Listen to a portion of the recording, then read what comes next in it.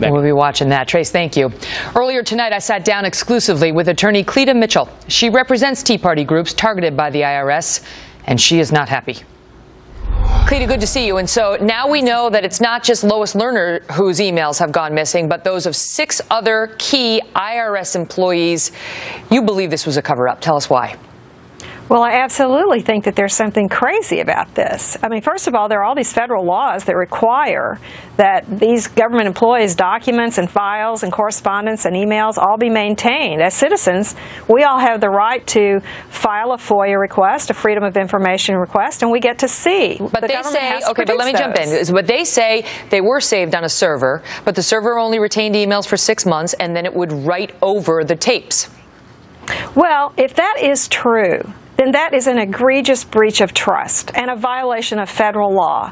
And in fact, once the congressional investigations began and once the lawsuits were filed by my clients and others, they had a duty to immediately notify Congress and immediately notify the federal judge who's assigned to handle these cases. They have, in fact, not only did they not notify anybody, but we got a very snippy letter from Lois Lerner's attorney last September saying that when we sent a litigation hold letter, which is standard in litigation, you say don't destroy anything, and she basically wrote back and said, well, you don't have to tell me my job. Well, apparently we do have to tell them their job, but I'm absolutely shocked that number one, that this is their process because that violates federal law, and number two, that they did not immediately notify the Congress and then immediately notify the federal judge when these lawsuits were filed. Well, do you think that that is evidence that this is bull?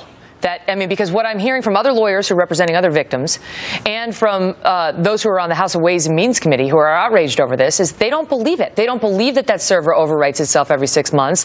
They think that this is all a big excuse, especially now that we've heard it's not just Lois Lerner, but conveniently it's 6 other people whose emails cannot be produced.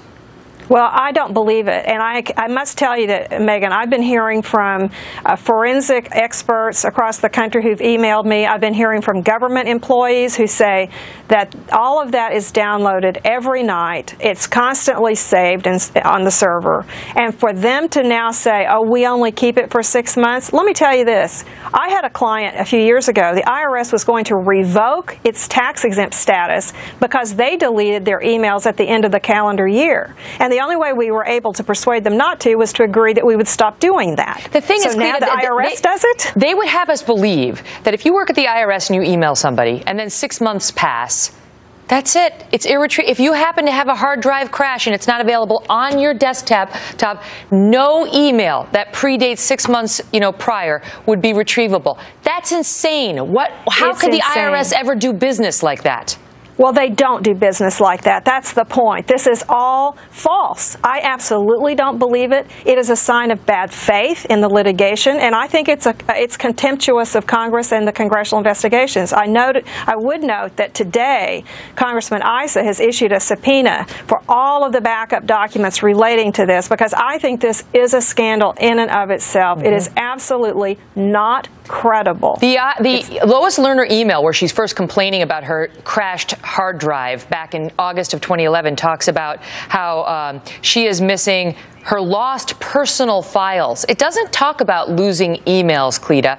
Do you think that they are trying to sell us a pig in a poke here? You know what I mean? Saying, oh, look over here. She talked about lost personal files. Oh, I'm telling you, that means all of her emails. Oh, and by the way, it also means all the personal emails from 6 other IRS employees. That was one hell of a computer glitch.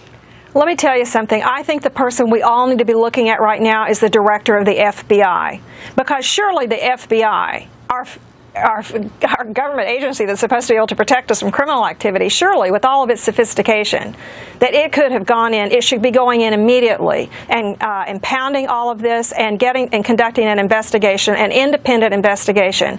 But failing that, what we're going to ask the court for is permission to bring in our own independent forensics experts to have access to these computers and hard drives. Because right now it appears that the reason they're not producing these documents is because they say, oh, back when Lois looked for the documents in 2011, the IT department said they couldn't retrieve them. There's been no satisfaction, has there, that an actual independent expert has come in and said, I'm telling you, they're irretrievable.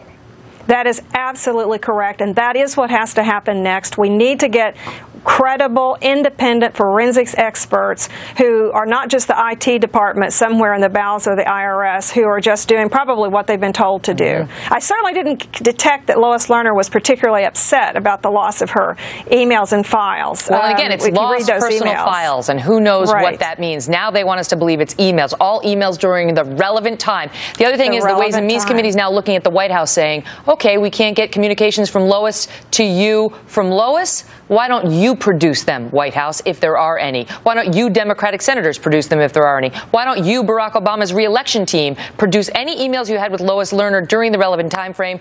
Quick answer on this one. Do you believe they will? I don't believe they will without a court order.